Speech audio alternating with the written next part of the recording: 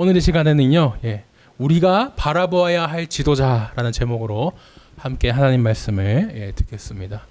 2012년에 꽤 오래 전이죠. 인터넷에 이제 올라왔던 이야기입니다. 뭐냐면 한 학생이 학생회장 선거에 나왔어요. 나와가지고 나를 뽑아주면 제가 전교생 모두에게 햄버거를 쏘겠습니다라고 이렇게 얘기를 한 겁니다. 다른 학생들 입장에서는 뭐 누가 회장이 되든지 뭐 크게 달라지지 않거든요. 쟤를 뽑아서 우리가 공짜로 햄버거나 먹자 이런 생각을 하면서 이제 그 회장을 학생회장으로 그 학생을 학생회장으로 이제 뽑아줬습니다. 당시 전교생 숫자를 보면은 이제 2012년 당시니까요 한 400명이나 이렇게 되는 숫자인데 그 회장이 햄버거를 산다. 정말 샀을까 싶은데 놀랍게도 그 약속을 지켰습니다. 그렇게 이제 글을 썼던 사람이 우리가 받은 햄버거입니다 하면서 사진도 올렸거든요. 이 사진을 제가 들고 왔습니다. 뭔지 아세요? 옛날에 문방구에서 팔던, 지금 아마 가격이 올랐겠지만 100원짜리 조그만 햄버거 젤리 이거를 돌렸다고 합니다. 이걸 보고 이제 학생과 선생님들이 다 경악을 하면서 막 난리가 났는데, 그 인터넷에 이제 댓글 단 사람을 보니까 싹수가 돌았다. 이게 나중에 정치인 되는 거 아니냐. 이런 얘기까지 담겨 있었습니다. 참 13년이 지난 지금도 이게 정말 오랜 기억에 남을 정도로 참 이게 어이없는 일이기도 한데요. 정말 그렇게 된 회장, 정말 못 믿을 지도자인 것 같습니다. 이 작은 학교의 지도자이지만요, 뭐 참 이렇게 믿고 못 믿고 이런 사람을 찾는 게 참 힘든 것 같아요. 어느 단체에서는 사실 뭐 사람이 모였다 하면은 다 그렇습니다. 그 단체를 이끄는 이제 리더, 지도자가 있는데요. 회사, 학교, 뭐 국가, 교회 어디든지 이렇게 다 이끄는 지도자가 있지 않습니까? 우리가 지도를 받을 때면 우리의 그런 지도자가 자신이 한 약속을 지키는 그런 좀 믿음직한 사람이면 좋겠다, 저희가 생각을 합니다. 이제 그런 지도자를 저희가 만날 때도 있지만 또 그렇게 믿음직한 지도자를 못 만날 때도 있죠. 생각해 보면은 그렇습니다. 모든 지도자가 사람이기 때문에 완전하지가 않고, 뭐 나라에 있어서도 뭐 정권에 할 것 없이 뭐 공약을 100% 지킨 적이 없지 않습니까? 다른 사람의 사람으로 처음 볼 때는 장점으로 보였던 것이 나중에 뭐 단점이 되기도 하고, 또 단점이 장점으로 되기도 하지만, 어쨌든 우리 주변에는 참 내가 이 사람을 믿을 수 있을까라는 이런 좀 불안한 리더들로 가득한 것 같습니다.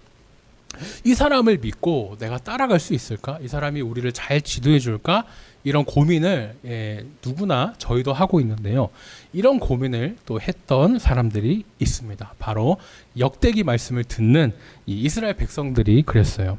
출애굽기 때는 백성들이 이제 이집트에서 익숙하게 노예로 살았지 않습니까? 그 익숙한 삶을 버리고 모세를 따라서 이제 이집트를 탈출했습니다. 그런데 막 나와가지고 이제 불평을 하죠. 자기들은 차라리 그때 남아있는 게 좋았는데, 그렇게 이제 불평을 했는데, 지금 역대기의 이스라엘 백성들도 비슷한 상황입니다.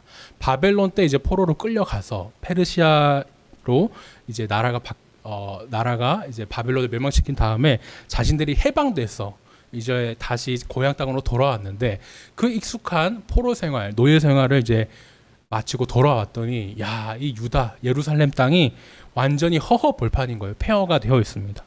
먼 나라에 있던 포로들을 끌고 같이 돌아온 리더가 있었는데 수룹바벨이었거든요. 이 수룹바벨을 리더로 두고 이렇게 돌아와서 보니까 참 걱정이 많은 거죠. 저 리더가 믿을만 한가, 의문도 되고, 나라가 지금 좀 기대하고 왔는데 전혀 막 뭐 허허벌판에 무엇부터 해야 되나 엄청 힘든 상황이었습니다. 리더로 된 이제 스룹바벨은요, 다윗 왕조의 후손이었습니다. 남왕국 유다의 마지막 왕인 여고냐, 우리가 여호야긴이라고도 하는데 이제 여고냐의 손자였죠. 그러니까 정통성이 있습니다. 스룹바벨은 이제 왕손이라고도 이제 할 수 있겠죠. 그런데 다만 이제 나라가 망했기 때문에 이제 왕이 아니라 이제는 이제 유다 지방의 총독으로서 이제 그 리더 자리를 이제 맡아서 이스라엘 백성들을 다스리고 있습니다. 역대기의 백성들은 그러면은 이 스룹바벨을 리더로서 정말 믿을 수 있는 우리를 이끌 지도자로서 이렇게 따랐느냐? 아니겠죠. 장장 자신들도 우리가 하나님의 백성 맞나? 하나님이 우리를 지금도 사랑하실까? 그 신앙과 정체성도 흔들리는 사람 앞에서 뭐 어떻게 뭐 스룹바벨이 뭐 다윗 왕조의 후손이든 뭐 어떻든 별 달라질 건 없었습니다. 여전히 사람들은 스룹바벨을 보면서 내가 이 사람을 믿고 따라갈 수 있을까? 믿을 수 있는 리더일까? 지도자일까? 의구심을 가지고 있어요. 바벨론 때 이제 무너졌던 성전을 막 이제 다시 이제 짓자고 하는데도 이 성전 다시 짓는 거 이게 맞을까? 이런 고민까지 많이 했을 겁니다. 이런 상황에 이제 기록된 것이 이제 역대기인데 하나님이 우리 역대기 말씀으로 이 백성들에게 이제 말씀을 주셨죠. 저희가 이제 저번 주 역대기가 어떤 책인지 이제 나눌 때 다뤘었는데 앞부분에 1장부터 9절까지는 이제 족보에 관한 내용이었죠. 하나님이 긴 시간 동안 이스라엘 백성들을 선택하셨고 또 다스리고 계셨구나 이 내용이 있었다면 아홉 장에 해당하는 이 긴 족보의 산을 저희가 이제 드디어 넘어가지고 그 뒷부분 10장에서 29장에 해당하는 뒷부분으로 넘어왔습니다. 다윗 왕조와 성전 건축에 관한 내용이죠. 자세한 거는 여기 주보 여기 내용을 보시면 좋겠습니다. 앞에 이제 족보 이야기를 들으면서요, 백성들은 우리가 하나님의 백성 맞아? 하나님이 우리를 사랑하시는데 왜 바벨론에 그렇게 포로로 보냈다가 이 고생을 하게 하셨겠지 막 고민을 했을 텐데 그 족보 내용을 역대상 앞에 구약에 총 정리된 그런 내용들을 보면서 그 의문이 풀립니다. 그래, 우리 뿌리가 이랬구나. 조상 때부터 그 긴 시간 동안 하나님은 그 하나님의 백성인 우리를 잘 지켰구나 이렇게 이제 깨달았겠습니다.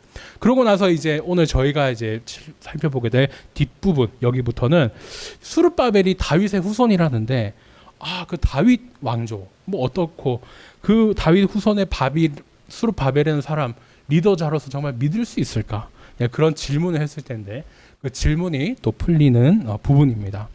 이제 오늘 말씀에서요, 저희가 다윗이 어떻게 이제 합법적으로 또 정당한 왕이 되었고 또 어떻게 그 나라가 커지는지 이런 것을 이제 저희가 살펴보게 됩니다. 나중에 이제 역대상을 지나서 이제 역대하에서는 다윗이 잘 준비한 성전을 이제 솔로몬이 짓는 내용까지 이제 연결이 되겠죠. 백성들은요, 이미 성전 무너졌는데 뭐 또 성전 지어야 됩니까? 뭐 이렇게 불평하는 사람들도 분명히 있었을 겁니다. 그런데 이제 계속 이 역대기의 내용을 따라가다 보면은 이런 거죠. 너네가 하나님 백성인데 예배 안 드릴 거야? 예배 드려야지. 어디서 드릴 거야? 성전 지어야지. 이런 식으로 내용 흐름 자체가 계속 자신들의 정체성을 생각하면서 다윗의 왕조 또 예배를 계속 생각하는 이 모습으로 이렇게 되어 있습니다. 이런 이제 배경을 저희가 잘 이해하면서 저희도 똑같은 질문. 정말 저 리더를 믿을 수 있을까? 저 어떤 리더가 지도자가 제대로 된 지도자일까? 이런 고민을 가지고 함께 오늘 말씀으로 들어가 보겠습니다. 오늘 11장 말씀은요, 다윗이 어떻게 이스라엘의 왕이 되는가 이제 그 내용이거든요. 앞에서 이제 10장에서는 사울이 죽었습니다. 사울이 죽고 이제 11장부터는 다윗이 왕이 되는데 여기서 이제 정말 이제 중요한 점을 총 정리해서 요약해서 나아가는 역대기인데 또 저희가 중요하게 또 볼 부분이 있죠. 바로 1절 시작할 때부터 온 이스라엘이 다윗이 왕이라고 지지한다는 겁니다. 이스라엘이라는 말은요, 1절부터 제가 다 가져오진 못했지만 1, 2, 3, 4절, 이 1절부터 4절까지 많이 나옵니다. 그런데 특별히 이스라엘이 나오는 처음과 마지막, 그 1절과 4절에서는 온 이스라엘 이렇게 얘기를 하면서 뭐 나는 다윗이 왕이 되는 게 좋아. 아니야. 사울이 죽었으니까 사울의 아들들이 왕이 돼야지. 막 이렇게 서로 막 팔을 나눠서 싸우는 그런 모습을 일부러 안 보여주고 모두가 하나 되어 다윗을 지지한 것처럼 이렇게 요약해서 좀 집중해서 보도록 이렇게 해 놓았습니다. 근데 저희는 알고 있죠. 앞에 뭐 사무엘 열왕기 지나서 저희가 역대기를 보기도 하고 뭐 히브리 성경의 순서든 아니면 저희 성경의 순서든 앞에 그 사무엘과 열왕기의 내용을 알고 이 역대기를 보게 해놨기 때문에 다윗이 이상하다 이렇게 편하게 왕이 되지 않았는데 그 사실을 저희가 알고 있습니다. 다윗이 왕으로 세워지는 과정을 보면요, 정말 순탄치가 않습니다. 사무엘에게 기름을 부음 받고 나서도 별로 그렇게 반응이 없었고요.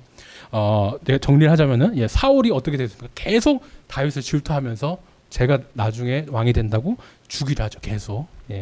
다윗은 막 이제 거기서 도망치고 탈출하려고 그렇게 하다가 미친 척 연기까지 하고, 시편에서만 봐도 다윗이 얼마나 사울에게 쫓기면서 힘들어했는지, 하나님께 뭐 이렇게 원망도 하고 내가 왜 이렇게 힘들어되느냐, 막 그 슬픈 그런 기도들을 저희가 또 확인할 수도 있습니다.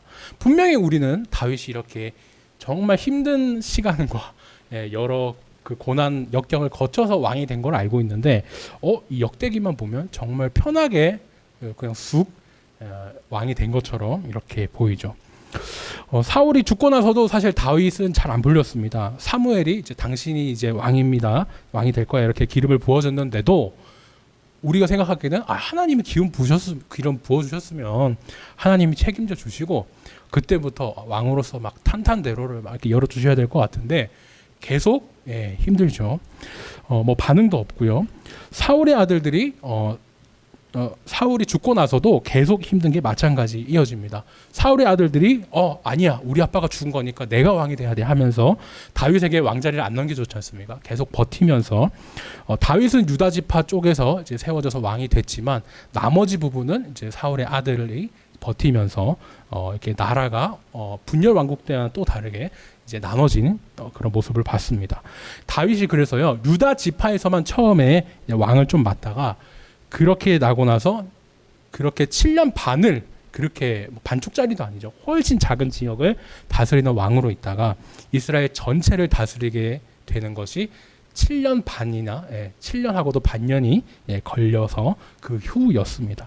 기름을 사무엘에게 붓고 나서도 그랬고, 또 유다 지파 오늘 헤브론에 모여서 왕으로 세워지고 나서도 7년 반이나 시간 이후가 돼서야 온 이스라엘을 다스리는 그런 왕이 됐는데, 역대기는 그 내용을 조금 생략을 하죠. 사무엘기에는 저희가 이제 제가 말씀드렸던 내용들이 이제 다 기록이 되어 있는데 저희는 알고 있거든요. 그런데 왜 역대기는 마치 다윗이 처음부터 아무 뭐 반대 부딪힌 적 없이 이스라엘이 왕이 된 것처럼 정말 뭐 순탄하게 모든 일을 잘 풀려난 것처럼 그렇게 해놨느냐? 왜 그랬을까? 이유가 있죠. 지금 기록되는 역대기 자체가 제가 말씀드렸다시피 포로에서 이제 돌아온 그 백성들이 하나가 돼야 되는 시기입니다. 무너진 예루살렘 완전 피폐되어 있고 막 되어 있는데 거기서 하나가 되어가지고 막 세워져야 되는 모습이거든요. 그러니까 다윗이 막 사울에게 엄청 미움받으면서 오래 개성했던 얘기, 그건 다 아는 이야기이기 때문에 총정리하는 지금 이제 역대기에서는 고생했다 이야기, 그거는 이제 좀 넘기고 하나 되었다는 이 모습만 좀 집중해서 보여주려고 하는 겁니다. 옛날에 다윗이 이스라엘 하나로 잘 다스렸잖아. 포로에서 돌아온 우리도 하나가 돼가지고 지금 무너진 성전도 다시 세우고 예루살렘을 다시 만들어 나가야지, 이렇게 얘기를 하고 싶어 하시는 겁니다. 그러면서 이제 다윗이 이제 왕으로 이제 세워지는데, 다윗이 이제 왕이 돼야 되는 이유를 1절부터 3절까지 총 3가지가 이렇게 등장을 하거든요. 먼저 저희가 1절을 보겠습니다. 왜 다윗이 왕이 되어야 하는가? 왜 다윗이 정당한 왕인가? 사울이랑 다른 점은 무엇이었나? 1절에 그 첫 번째 이유를 보니까 다윗이 이스라엘 사람들과 같이 같은 그런 피와 살을 나눴기 때문입니다. 가까운 혈족이라고 우리 성경에는 이렇게 되어 있습니다. 신명기 17장에 보면요, 왕이 될 수 있는 가장 기본 자격 중 하나가 바로 당연한 말이지만 이스라엘 사람이어야 된다였습니다. 우리나라 대통령도 당연히 대통령이 되려면 중국 사람, 일본 사람 안 되죠. 무조건 미국인도 안 되고 한국 사람이어야만 됩니다. 그거 당연한 것이죠. 이스라엘 왕도 이스라엘 왕이 되려면은 이스라엘 사람이어야 되고, 특히 하나님의 언약 백성이라는 그 정체성이 흔들릴 수 있기 때문에 당연히 신명기에서도 그 내용을 기록해 놨습니다. 그 말씀대로 다윗 당신은 우리 같은 이스라엘 사람이다, 그 얘기를 하는 것이죠. 그러면서도 또 이스라엘 사람들은요 모두 야곱의 아들들 아니겠습니까? 서로 촌수 가깝고 사촌이고 이제 같은 피로 묶인 이제 가족들이죠. 피는 물보다 진하다, 이런 우리 속담처럼 나는 당신 편이다, 나는 당신이 왕이 되는 걸 지지합니다, 이런 표현도 담겨 있는 것입니다. 10장에서 오늘 11장인데 10장에서 이제 이미 왕권이 사울이 죽고 다윗에게 넘어갔는데 사람들이 이미 다윗을 보고 우리는 왕, 당신이라고 안 하고 왕이라고 이미 왕이라고 이렇게 부르는 모습도 저희가 확인할 수 있습니다. 자, 이게 첫 번째였다면은 두 번째로는요. 다윗이 이미 사울 밑에 있을 때부터 온 이스라엘의 존경을 받고 있었기 때문이었습니다. 이스라엘 군대를 거느리고 전쟁에 나가야 되는 거는 원래 왕이 그렇게 앞장서서 나가야 되거든요. 그런데 저희가 다윗과 골리앗 그것을 내용을 너무 잘 알고 있듯이 골리앗과 싸우러 나간 거는 사울이 아니었죠. 다윗이 싸우러 나갔습니다. 이후에도 계속 그랬는데 전쟁에 나갔다가 들어오는 것, 출입하는 그런 모든 것들도 사울이 아니라 다윗이 하고 있었죠. 골리앗이 막 하나님 이름 욕하면서 막 이제 그럴 때 사울은 무능하게 겁먹고 있었지만 다윗은 네가 욕한 그 하나님의 이름으로 내가 너에게 나아간다. 너와 싸울 거다. 이렇게 하면서 이겼고 하나님의 이름을 다윗이 높이게 됩니다. 우리 하나님은 모든 전쟁을 다스리는 그런 만군의 하나님이었고 그걸 알지만 그것을 백성들이 알 수 있게 다윗이 해준 것이죠.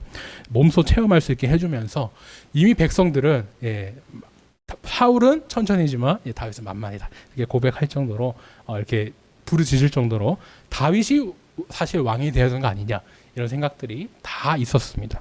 그것을 두 번째 이유로서 또 어떻게 보면 다윗에게 그런 리더십의 경험이 있었다는 것, 그것을 이제 두 번째로 했죠. 하지만 무엇보다도요 가장 중요한 세 번째가 이제 나옵니다. 너무 중요해가지고 이제 두 번이나 이렇게 나오는데요. 다윗이 왕이 된 이유, 그거는 다윗이 잘나서가 아니에요. 하나님께서 네가 왕이 돼야 된다 하고 말씀하셨기 때문입니다. 하나님 말씀 때문에 왕이 됐다는 거죠. 하나님이 이제 다윗에게 너 왕이 돼야 돼 이렇게 말씀하셔가지고 왕으로 세우셨는데 이제 그렇게 왕으로 삼습니다. 3절에는 여호와께서 사무엘에게 말씀하신 대로 됐다 이렇게 나오고 오늘 또 11장 말씀을 보면은 이제 쭉 이제 저희가 살펴보겠지만 진짜 지도자는 이래야 되는구나 이렇구나라는 것을 일부러 계속 이제 사울과 다윗을 비교하면서 이렇게 보여주세요. 왕이었던 이제 사울이 죽은 것은요, 하나님께 이제 죄를 지으면서 하나님 말씀을 안 들었기 때문이었는데 이제 다윗과 사울이 이제 계속 비교되죠. 다윗은 그 반대입니다. 하나님이 말씀하신 대로 다 이렇게 이루어주시는 게 다윗이었고 또 하나님이 함께 해주시면서 이루어지는 사람이 다윗이었는데 사울과 다윗 다 이스라엘 사람이었다는 첫 번째 조건은 사실 일치해요. 또 사람의 지지도 받았고 뭐 그런 리더십의 경험도 했던 것도 사울도 두 번째 그게 있었습니다. 조건이 충족했어요. 하지만 가장 결정적으로 이 마지막 세 번째 마지막 하나님의 말씀, 하나님이 함께 하시냐 안 하시냐 여기에서 이제 다윗과 사울이 갈라진 것이죠. 하나님이 이제 함께 하심으로 이제 다윗이 왕이 되었는데요. 이제 온 이스라엘의 이제 지지를 받고 수도를 세울 준비를 합니다. 지금 이제 역대기를 이제 듣고 있는 백성들 입장에서는 자기들이 이미 그 수도가 번성했다가 망한 모습을 보고 있죠. 그 나라가 망해 있고 예루살렘도 폐허가 되어 있는 그런 모습을 보고 있습니다. 하지만 오늘 이제 역대기 말씀에서는 다윗이 이제 왕이 됐을 때 예루살렘은 그 이스라엘의 땅조차도 아니었습니다. 제가 저희 주보 뒤에도 있는데 이 여부스 지도를 한번 가져와 봤습니다. 여부스가 예루살렘의 옛날 말이잖아요. 뭐 시온, 여부스, 예루살렘 다 같은 말이라고 생각해 주셔도 됩니다.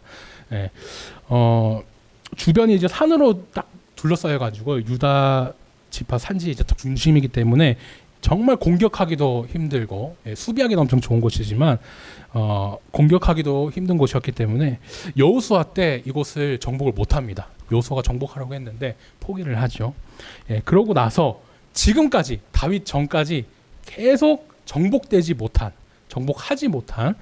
그런 다른 종족의 땅이었습니다. 여부스 족속이 살던 땅이었어요. 다윗이 이제 여부스 족속의 저 땅을 정복하는 사람에게는 내가 요즘으로 치자면 이제 군대 장관, 뭐 국방부 장관이다. 우두머리와 지휘관으로 내가 삼겠다. 이렇게 약속을 하고요. 요압이 탁 올라가가지고 그 땅을 정복하게 됩니다. 그렇게 지금의 이제 예루살렘의 땅을 수도로 그 땅을 이제 갖게 된 것이죠. 그 이후로 이제 예루살렘이 수도로 이제 삼게 되어집니다. 이제 믿을 수 있는 지도자인 다윗도요. 당연히 자기가 한 말 그 약속을 지키면서 이제 국방부 그 장관에 이제 약속한 대로 요압을 이제 딱 앉히게 되죠. 이스라엘에는요 이제 12지파가 있는데 서로 당연히 우리 땅에 수도가 있어야 돼 이러지 않았겠습니까? 예. 어디를 수도를 삼아야 되느냐? 이제 나라가 새로 다윗 왕조에서 이렇게 새로 시작을 하는데 어디를 수도로 삼아야 할까? 예. 그러면은 또 이제 싸우게 되겠죠. 팔을 나눠서 우리한테 해야 돼. 뭐 저기는 안 돼. 막 그렇게 싸웠을 텐데 이 문제가 해결이 되는 겁니다. 예루살렘은 그죠 처음부터 정복을 못했던 땅이기 때문에 누구의 지파도 누구 지파의 땅도 아니었으니까 예루살렘을 이제 수도로 삼았을 때 누구도 기분 상하는 사람 없이 또 뭐라 할 사람이 없죠. 하나님이 그동안 정복되지 못한 예루살렘 땅까지 선하게 그렇게 또 사용하신 거라고 하겠습니다. 예루살렘은 아브라함이 멜리세덱에게 11조를 바쳤던 곳이고요. 또 이삭도 제물로 드리려고 했던 그 모리아산 거기가 있던 곳이 이 곳이었습니다. 그러니까 자칫 불안하고 싸울 수 있는 그 수도 선정 이 문제부터 하나님이 잘 해결되도록 하나님이 함께 해주시니까 잘 풀리도록 해주신 거죠. 역대기에서는요 이 예루살렘을 먼저 정복한 것을 다윗의 제일 먼저 된 업적으로 이렇게 보여줍니다. 그런데요 다윗은 안타깝게도 이 도시를 정복하고 그러니까 예루살렘을 땅을 정복하고 그 예루살렘 도시를 세우는 것까지만이 자기 역할이었습니다. 성전을 세우는 거는 못하고 이제 자신의 다음 세대 솔로몬에게 이제 넘어갔죠. 그러나 이렇게 이제 다음 세대를 위해 준비한 것도 얼마나 값진 일입니까? 아무나 못하는 일인데 성경은요. 그래서 이 모든 것이 만군의 하나님, 만군의 이제 여호와께서 함께 계셔서 그런 것이라고 그 덕분이라고 이렇게 말씀을 합니다. 여호수아가 이제 정복해야 된다 이렇게 명령을 했지만 그 긴 시간 동안 정복하지 못했던 게 여부스 땅이었고 그 어떻게 보면 민족의 한이었고 그랬는데 그것이 다윗 덕분에 이제 풀린 것이죠. 예루살렘 정복과 건설 이것은 정말 위대한 일이었고요. 다윗 왕조는 그렇게 하나님이 함께 하시는 이상 계속 이렇게 강성해져서 갈 겁니다. 지금 이제 고향 땅으로 돌아와서 역대기를 이 백성들이 듣고 있습니다. 이 이야기를 듣고 있어요. 어떤 위로를 받았을까? 지금 자기네들 눈앞에 있는 예루살렘은요 폐허잖아요. 아무것도 뭐 없고 관리도 안 돼 있고 그런 상황인데 그 예루살렘이 처음부터 막 멋진 도시는 아니었구나. 원래는 우리 땅도 아니었구나. 정복하는 땅을 정복하는 그거부터 시작했고 성을 쌓으면서 도시가 만들어지고 성전이 막 그렇게 이제 지어졌던 것이지 지금 폐허가 된 허허벌판이 된 예루살렘을 보고 낙심할 필요는 없겠구나.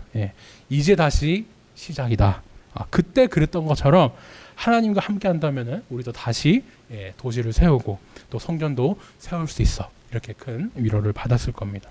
그리고 이제 그 일을 이끄는 지도자 스룹바벨을 보면서 또 생각이 들겠죠. 다윗의 후손이니까 스룹바벨 보면서 다윗의 후손이라던데 좀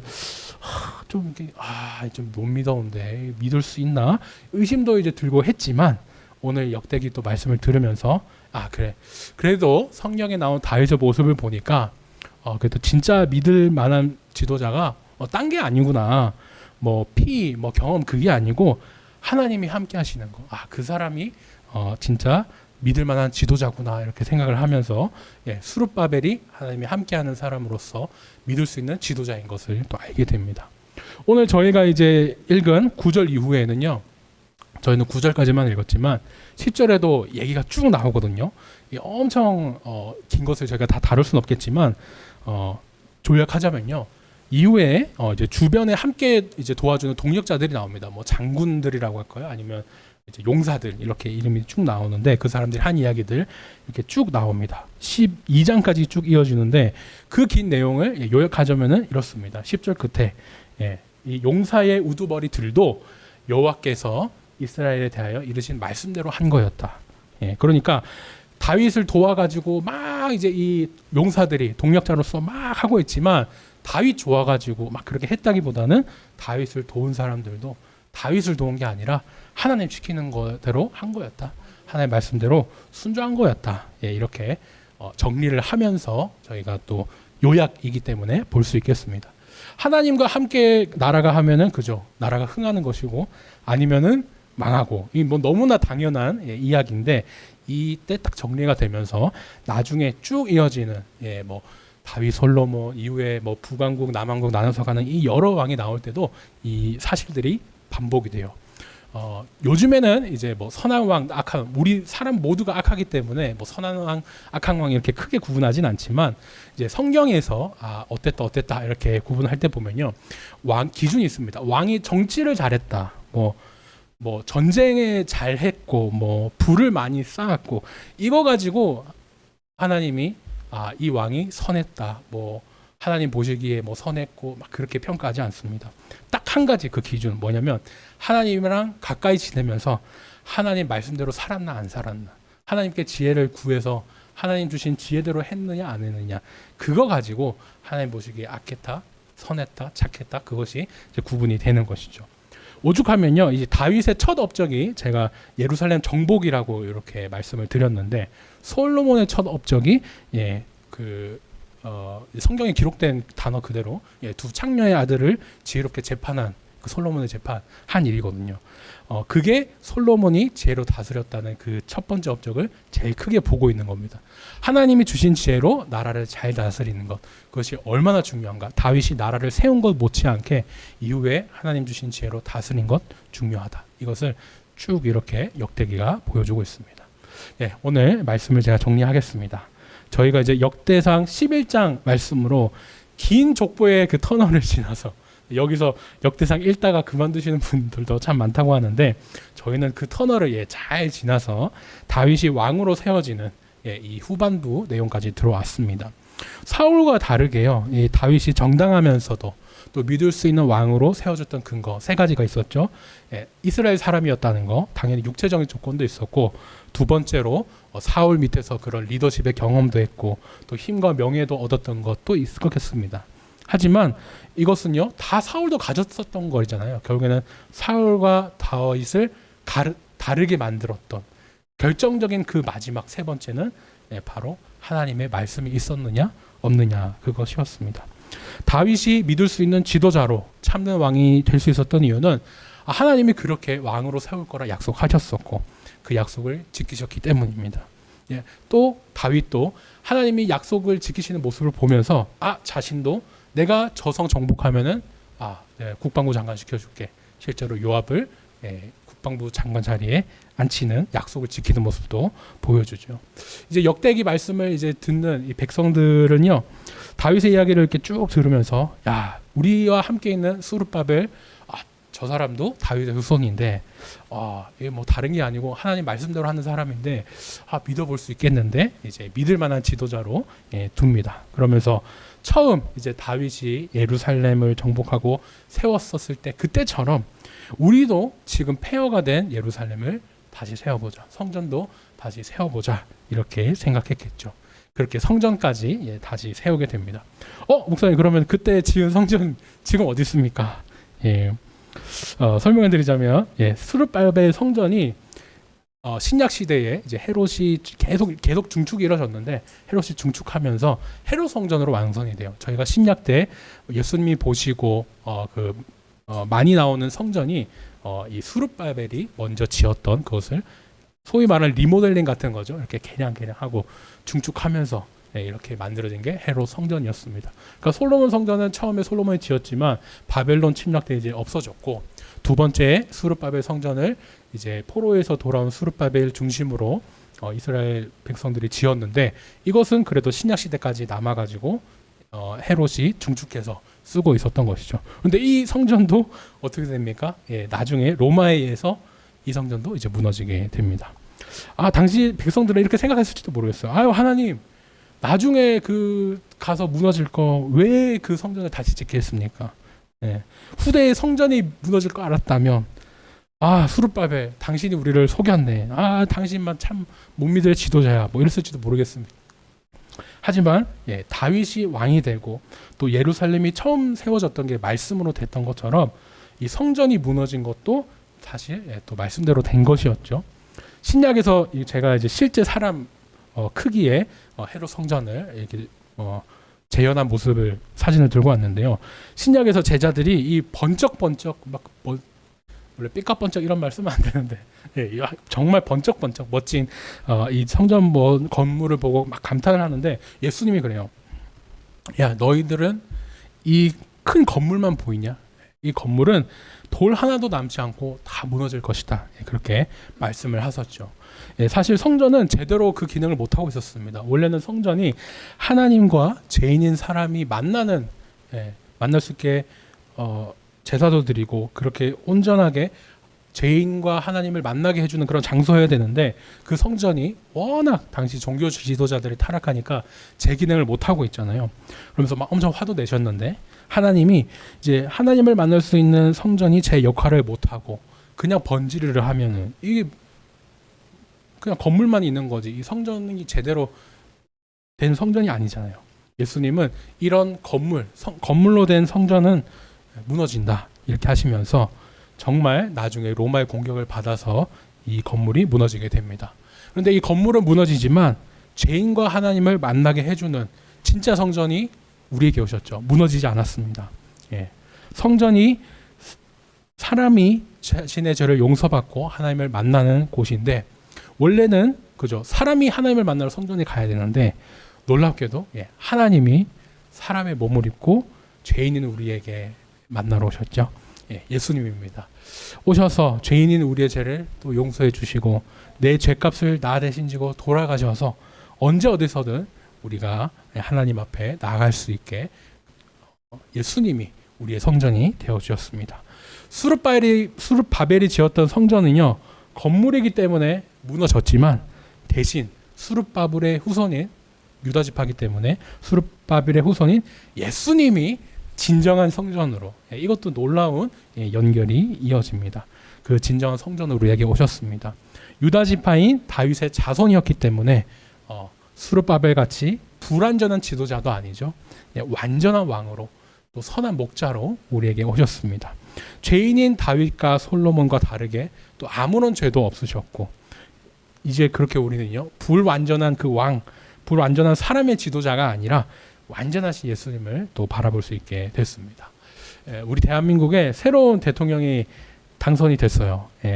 평소 지지하셨는지 안 하셨는지 그거는 제가 모릅니다. 하지만 우리에게는요 완전하신 예수님이 계시다.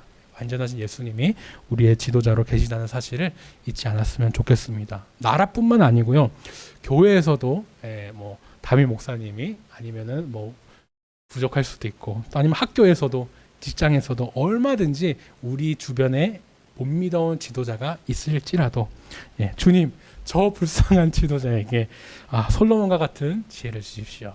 또 기도하고요. 반대로 또 사람 지도자를 너무 믿어도 그 자체가 또 우상이 되지 않겠습니까? 주님 그 지도자도 불완전한 사람이고 또 그 사람도 그 지도자도 사람이기 때문에 제가 하나님보다 예수님보다 그 사람을 더 믿지 않게 해주세요. 또 이렇게 기도할 수 있겠습니다. 그 균형이 참 중요한 거죠.